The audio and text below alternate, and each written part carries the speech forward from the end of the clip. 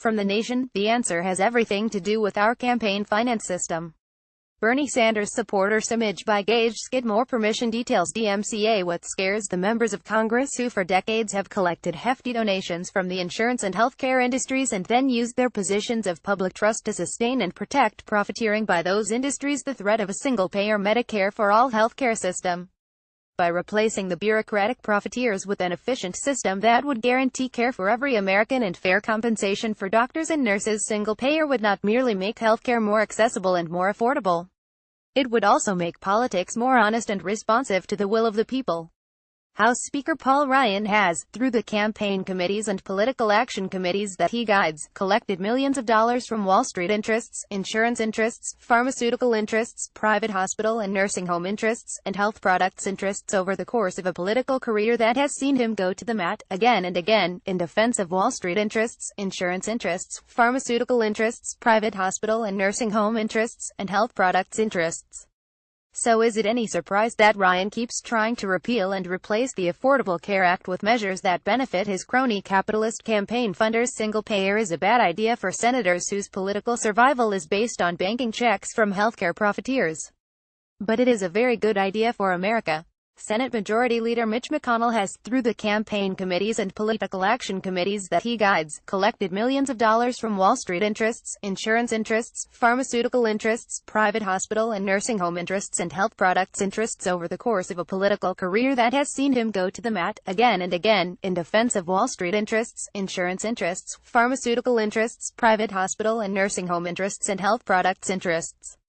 So is it any surprise that McConnell keeps trying to repeal and replace the Affordable Care Act with measures that benefit his crony capitalist campaign funders? On this issue, as on so many others, Ryan and McConnell are robotic servants of their paymasters.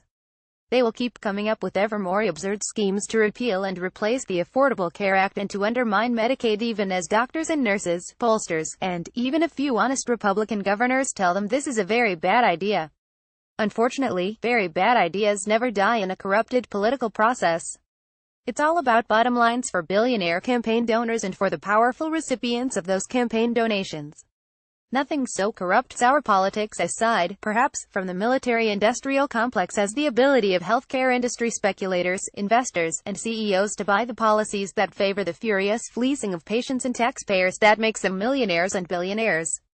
What we've got now is a process that empowers the masters of a campaign finance system that former Senator Russ Feingold DWI correctly describes as a mixture of legalized bribery and legalized extortion. But what if, as in so many other countries, public servants organized an efficient, patient-centered healthcare system? And what if, as in so many other countries, the government replaced the bureaucratic nightmare that sustains private sector profiteering with a single-payer program for paying everyone's healthcare bills? That's what Vermont Senator Bernie Sanders has proposed, with legislation that has now attracted 16 co-sponsors in the Senate. That's what Michigan Congressman John Conyers has proposed, with legislation that has attracted 119 co-sponsors in the House. Next, page 1-2. John Nichols, a pioneering political blogger, has written the online beat since 1999. His posts have been circulated internationally, quoted in numerous books, and mentioned in debates on the floor of Congress.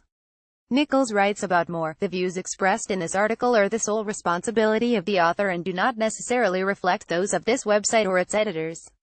Want to post your own comment on this article?